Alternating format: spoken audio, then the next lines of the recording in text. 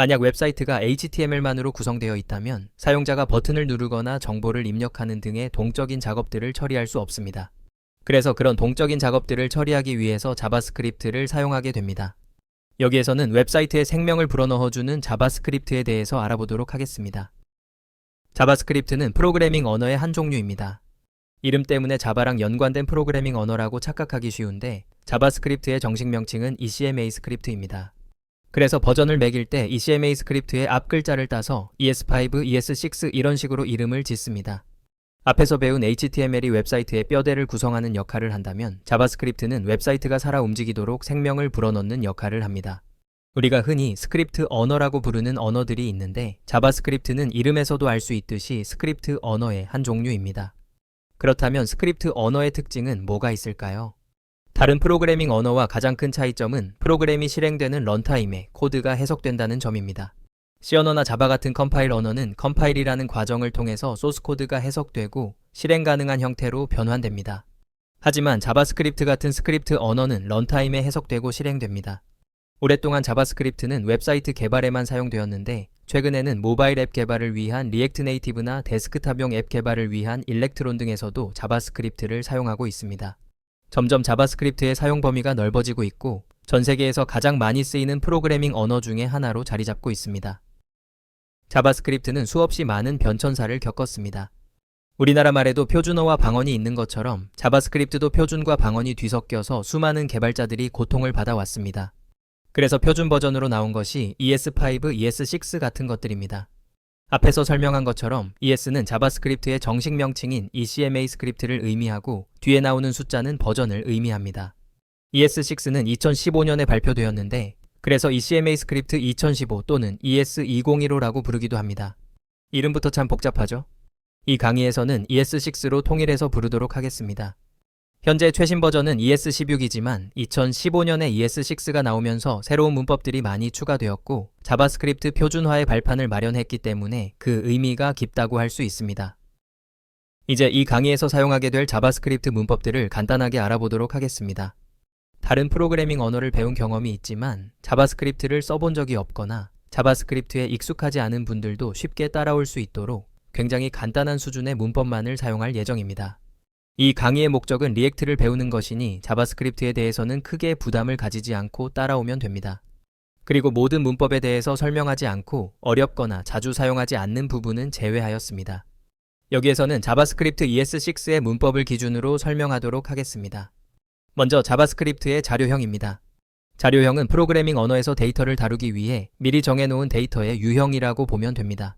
우리가 흔히 정수, 배열 등으로 부르는 것들이죠. 모든 변수들은 하나의 자료형을 갖게 되는데 일반적인 프로그래밍 언어에서는 변수를 선언하는 시점에 해당 변수의 자료형이 결정됩니다. 그런데 자바스크립트에서는 변수를 선언할 때가 아닌 변수의 데이터가 대입되는 시점에 해당 변수의 자료형이 결정됩니다.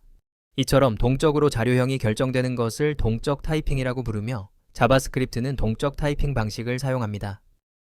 그래서 자바스크립트에서는 변수를 선언할 때 다른 프로그래밍 언어처럼 int i equal 100 이런 식으로 하지 않고 바 i equal 100 같은 형태로 사용합니다. 여기서 바는 변수를 나타내는 영어 단어인 variable을 의미합니다. 변수를 선언할 때 바 말고 let도 사용하는데 두 가지 방식에는 차이점이 있습니다만 여기에서 설명하면 어려워질 수 있기 때문에 따로 다루지 않도록 하겠습니다.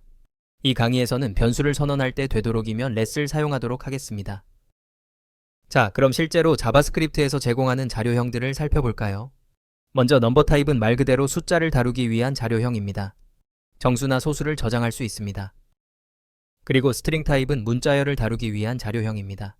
문자열을 선언할 때는 큰 따옴표로 묶어주거나 작은 따옴표로 묶어주면 됩니다. 한 가지 유의할 점은 문장을 큰 따옴표로 열고 작은 따옴표로 닫는 식으로 두 종류의 따옴표를 한 번에 섞어서 사용하면 안 된다는 것입니다. 넘버 타입과 스트링 타입은 자바스크립트에서 가장 많이 사용되는 자료형이라고 보면 됩니다. 다음으로 나오는 자료형은 불리언 타입입니다.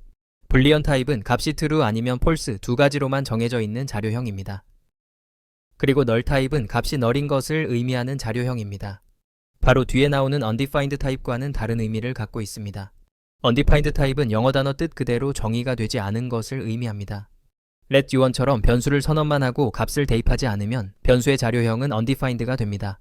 그리고 앞에서 설명한 것처럼 변수의 값이 대입되는 순간 동적 타이핑 방식으로 해당 변수의 자료형이 결정됩니다. 그래서 undefined 타입은 값이 아직 정의되지 않은 상태를 의미하고 null 타입은 값이 정의되긴 했는데 정의된 그 값이 null인 것을 의미합니다. 이런 개념이 조금은 어렵게 느껴지실 수도 있고 이 강의는 자바스크립트 강의가 아니기 때문에 여기서 꼭 완벽하게 이해하지 못하셔도 상관없습니다. 그냥 이런 개념이 있다 정도로만 알고 넘어가면 됩니다. 그 다음으로 나오는 자료형은 array 타입입니다.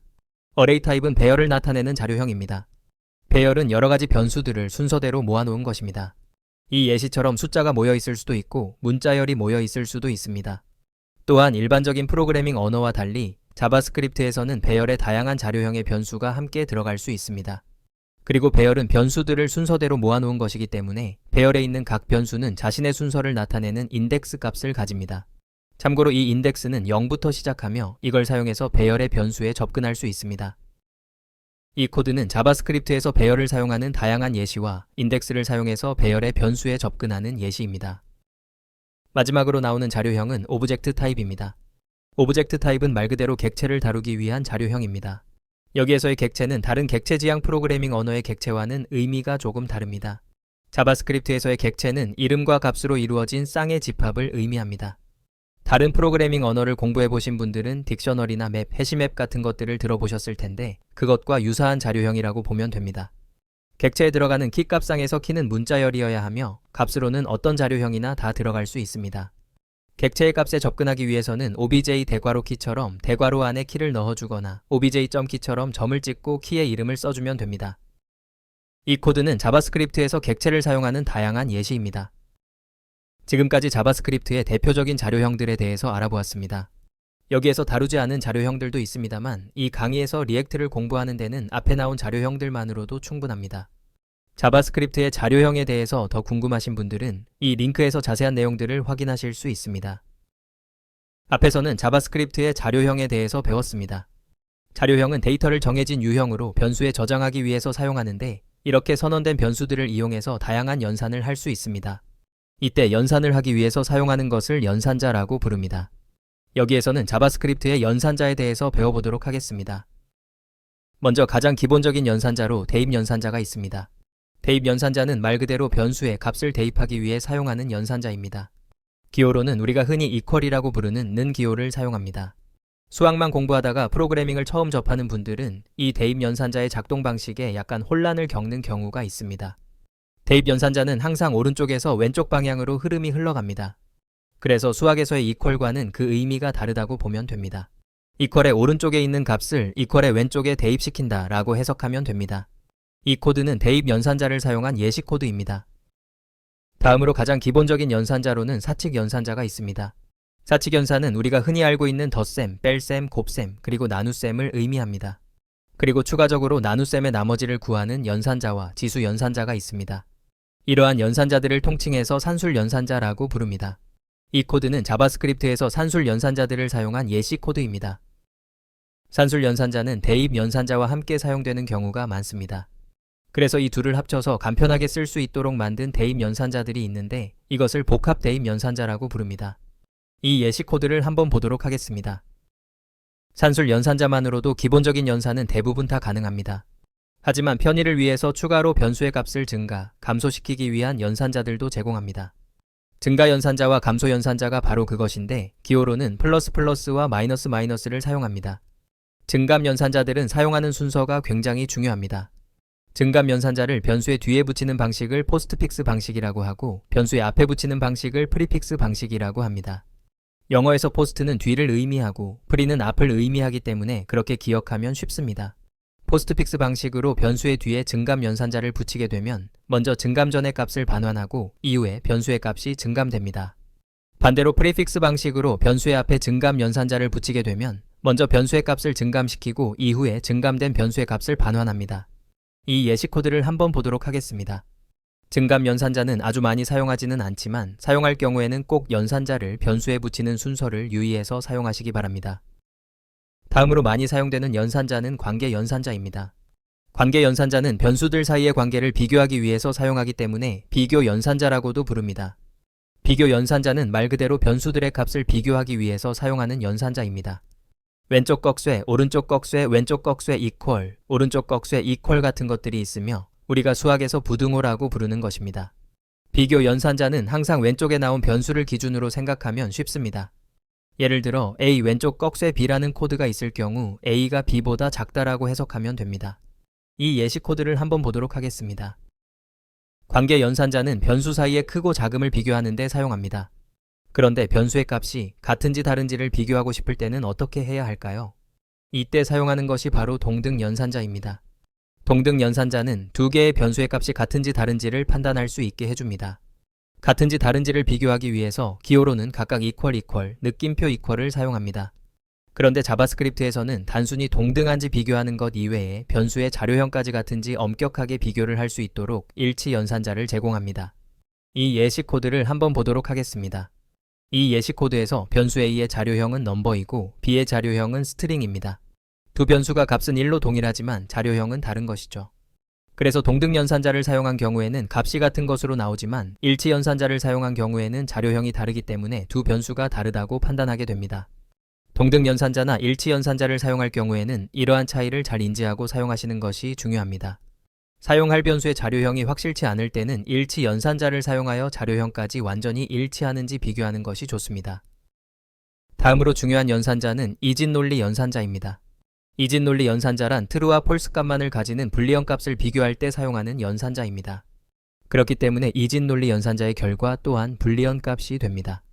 로지컬 AND 연산과 로지컬 OR 연산을 제공하며 기호로는 각각 AND와 OR을 사용합니다.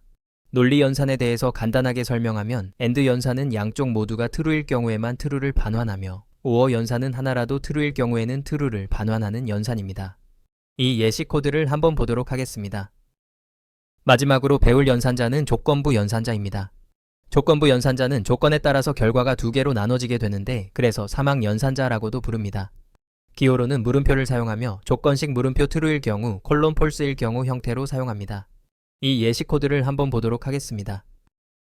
지금까지 자바스크립트에서 가장 많이 사용하는 기본적인 연산자에 대해서 배워보았습니다. 우리가 배운 내용 이외에도 다양한 연산자들이 있지만 자바스크립트를 배우기 위한 강의가 아니기 때문에 여기에서는 다루지 않고 넘어가도록 하겠습니다. 자바스크립트의 연산자에 대해 더 자세한 내용이 궁금하신 분들은 이 링크를 참고하시기 바랍니다. 지금까지 자바스크립트의 자료형과 연산자를 배웠습니다. 이번에는 마지막으로 자바스크립트의 함수에 대해서 배워보도록 하겠습니다. 프로그래밍에서 함수라고 하면 입력을 받아서 정해진 출력을 하는 것을 의미합니다. 여기에서 함수의 입력을 파라미터 또는 아규먼트라고 부릅니다. 자바스크립트에서 함수를 정의하는 방법은 크게 두 가지로 나뉩니다. 첫 번째는 펑션 스테이트먼트를 사용하는 것이고 두 번째는 에로 펑션 익스프레션을 사용하는 방법입니다. 이 예시 코드를 한번 보도록 하겠습니다. 이처럼 두 가지 다른 방식으로 함수를 정의할 수 있으며 함수를 호출할 때는 함수 이름 뒤에 괄호를 붙이고 그 안에 파라미터들을 넣어주면 됩니다. 이 강의에서는 자바스크립트 함수를 직접 만들어서 사용할 경우는 많이 없지만 리액트의 컴포넌트 중에서 함수 컴포넌트가 하나의 자바스크립트 함수라는 사실을 기억하고 넘어가시기 바랍니다. 그리고 자바스크립트의 함수에 대해 더 자세한 내용이 궁금하신 분들은 이 링크를 참고하시기 바랍니다.